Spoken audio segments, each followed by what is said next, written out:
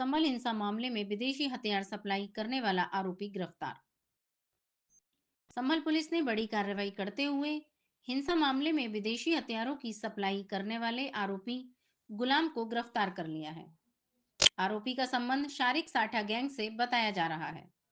Police के मुताबिक गुलाम ने मुल्ला अफरोज और बारिश के माध्यम से विदेशी हथियार उपलब्ध कराए थे। जांच में खुलासा हुआ कि जामा मस्जिद के सर्वे के दौरान पुलिस और अधिवक्ता विष्णु शंकर जैन को मारने की साजिश रची गई थी। इसके अलावा दंगा भड़काकर ठप पड़े विदेशी हथियारों और चोरी की गाड़ियों के व्यापार को फिर से सक्रिय करने की योजना थी। एसपी संभल कृष्ण कुमार विश्नोई और एएसपी श्रीश चंद्र के कार्यालय में हुई प्रेस वार्ता में पुलिस ने बताया कि गुलाम के संबंध पूर्व सांसद स्वर्गीय डॉक्टर शफीकुर रहमान वर्ग से रहे हैं, जिससे उसे राजनीतिक संरक्षण भी प्राप्त था। पुलिस ने गुलाम के पास से विदेशी हथियार और कारतूस बरामद किए हैं। एसपी कृष्ण कुमार विश्नोई ने इस खुलासे के बाद बताया कि मामले की गहराई से जांच जारी है और अन्य आरोपियों की तलाश की जा रही है। जनपद संभल में 24 नवंबर 2024 को एक हिंसा कारित की गई थी भीड़ द्वारा, जिसमें अभी तक कुल 79 लोगों को गिरफ्तार करके जेल भेजा जा चुका है। उसमें 29 पुलिसकर्मी एवं एक प्रशासन के व्यक्ति घायल भी हुए थे। कई लोगों को गोली भी लगी थी, उसमें घायल हुए थे।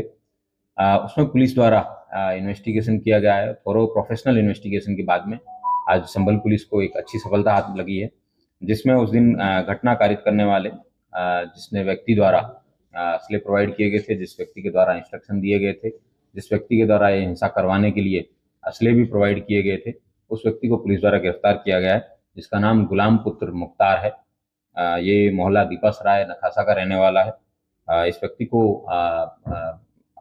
गिरफ्तार करने पे पूछताछ पे पता चला है कि इस व्यक्ति के ऊपर कुल 20 मुकदमे अभी तक दर्ज हैं, जो कि जनपद संभल में और आसपास में है। इसकी लंबी क्रिमिनल हिस्ट्री दिल्ली और एनसीआर के अन्य जगहों पे भी हो सकती है, उसका भी पुलिस द्वारा खंगाला जा रहा है। इसके द्वारा बताया गया कि पूछताछ में कि 23 तारीख को इसने अपने बॉस सारिक साठा से बात की थी। सारिक साठा को यहाँ के किसी स्थानीय व्यक्ति द्वारा बताया गया है कि 24 तारीख की सुबह को सर्वे होगा। सर्वे के समय किसी भी सूरत में वो सर्वे नहीं होने देना है। पूछताछ के दौरान इसके द्वारा ये एडमिट किया गया कि जो सारिक साठा है ये एनसीआर से गाड़ी चोरी करवाने की गैंग का सरगना है। वो अभी आज से कुछ साल पहले फर्जी पासपोर्ट बनाने के बाद में यहाँ से विदेश चला गया है। ये वहीं से बैठ के इस गैंग को संचालित करता है और यहाँ भारत में उसका काम करने के लिए ये व्यक्ति गुलाम है, ये काम करता है। और गुलाम द्वारा दिल्ली एनसीआर से गाड़ियाँ चोरी करके उनको मणिपुर नॉर्थ ईस्ट में, कलकत्ता में, मणिपुर में, बर्मा बॉर्डर पे दी जाती है और उसके बदले में इनको असले मिलते हैं और उन असलों को देश भर में सप्लाई करने का काम ये करता है। इसी में ही पुलिस को और अच्छी सफलता मिली है, जिसमें पुलिस द्वारा इससे जब रिकवरी की गई है इसकी निशानदेही पे, तो एक 9mm की पिस्टल पुलिस को इसके पास से मिली है। 2 पिस्टल 32 बोर की इसके पास से रिकवरी में मिली है। एक अदद मैगजीन मिली है। 5 9mm के जिंदा कारतूस इसके पास से मिले हैं। एक तमंचा है, वो 315 बोर का इसके पास से मिला है। .22 के भी कई कारतूस मिले हैं। 30 बोर के भी इसके पास से कारतूस मिले हैं। और उससे भी ज़्यादा बड़ी चौंकाने वाले तथ्य ये हैं कि इसके पास से एक BO-06 Dynamit Nobel Aktiengesellschaft Troisdorf Germany लिखा हुआ एक बॉक्स मिला है, जिसमें उसके 12 बोर के 20 कारतूस मिले हैं, जबकि उस बॉक्स पे 12 बोर के 7 कारतूस मिले हैं, जबकि उस बॉक्स पे लिखा है 20 कारतूस का। इसका मतलब इसने 13 कारतूस कहीं अन्य जगहों पे इसने प्रयोग भी किए हो सकते हैं। ग्रेट ब्रिटेन का भी इसके पास से एली नॉच करके एक कवर है, वो मिला है। और मेड इन इंडिया की पैंदी के इसके 12 के AF के और चेकोस्लोवाकिया के बने हुए इसके पास मेड इन चेकोस्लोवाकिया के भी कारतूस हैं, वो मिले हैं। इससे पता चलता है कि किस तरीके से इंटरनेशनली जो कारतूस हैं वो इसके पास ये यूज करता था। एक अन्य 9mm जिंदा कारतूस जिसपे SB2Z 9 mm POFP लिखा है। तो ये उसी तरीके का कारतूस है जो कारतूस उस दिन पुलिस के द्वारा घटना के बाद में जब नालियाँ खंगाली गई थी, चेक की गई थी, HHMD, DFMD उनके सहयोग से पुलिस द्वारा मेटल डिटेक्टर से जब उनको निकाला गया था, तो उस तरीके जो कार्ट्रिजेज मिले थे, सेम कार्ट्रिजेज इसके पास से भी मिले हैं। और इस तरीके से इसके पास से काफ़ी भारी मात्रा में असला भी बरामद हुआ है, जो इस बात को सत्यापित करता है। और जो पूर्व में भी कई वर्षों से इसकी जो खबर पुलिस के पास थी कि ये असला ट्रेडिंग में इस तरीके का काम ये दीपासराय में करते आ रहे हैं। इसके द्वारा पूछताछ में बताया गया कि पूर्व में इसको राजनीतिक संरक्षण, इसको औपचारिक साठा को प्राप्त था, जिसकी वजह से ये लोग दीपासराय में बिना किसी चिंता के आराम से, शांति से जितने भी आपराधिक गतिविधियां हैं वो करते आ रहे थे। लेकिन पिछले कुछ समय से पुलिस की सख्ती के कारण ये आपराधिक गतिविधियां संचालित नहीं कर पा रहे थे। इसके द्वारा यह भी बताया गया कि जो 24 तारीख को जो हिंसा है उसमें एक कोई वकील है जो कि बाहर से आते हैं और वो जगह जगह पे एप्लीकेशन डालते हैं।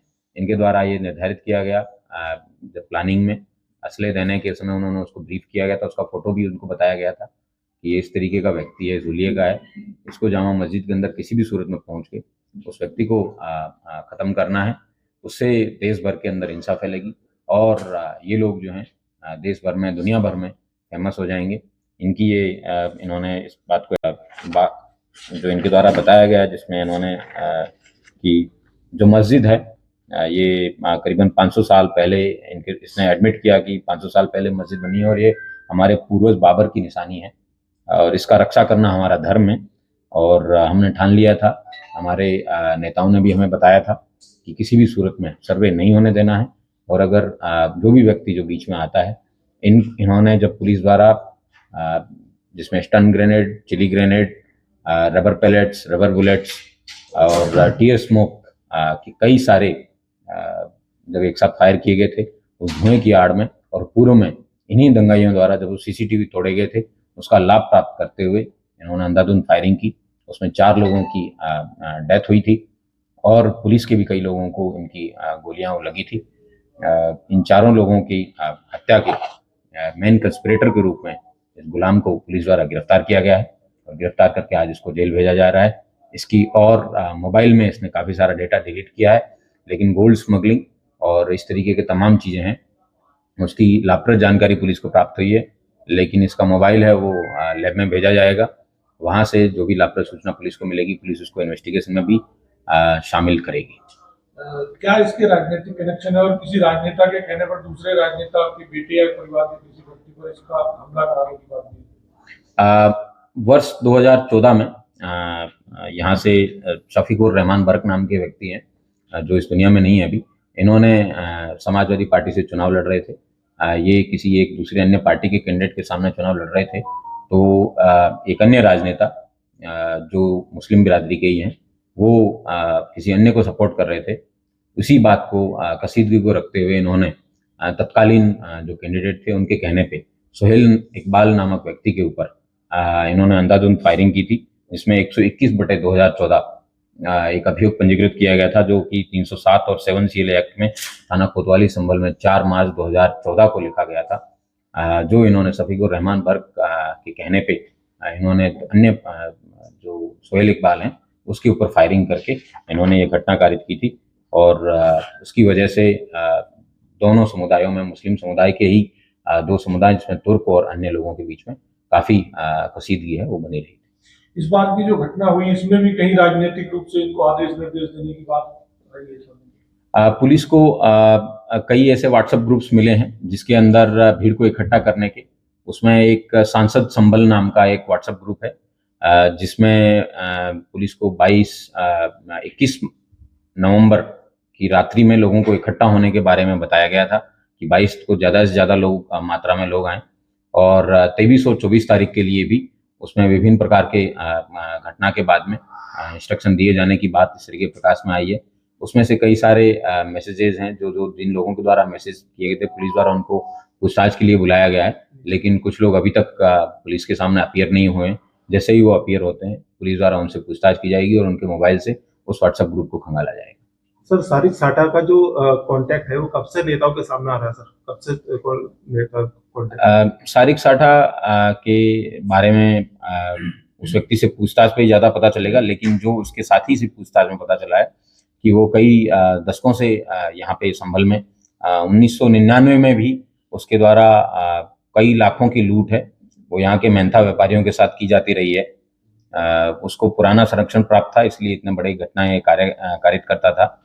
और उसके बाद में जब उसको पता चला कि सरकार की सख्ती बहुत ज़्यादा है और उसके खिलाफ गंभीर कार्रवाई की जाएगी, उसी के डर के मारे वो व्यक्ति यहाँ से छोड़ के विदेश भाग गया। सर, कुछ लेन देन का मामला भी सामने आया था इन दोनों के बीच में? ये भारत में रह के सारिक साठा के लिए इसकी सारी आपराधिक गतिविधियां हैं, उसको अंजाम देने का कार्य गुलाम द्वारा किया जाता है। सर, कितने साल से गुलाम का और सारिक साठा का कनेक्शन रहा है और किस माध्यम से ये सारिक साठा से संपर्क करता था?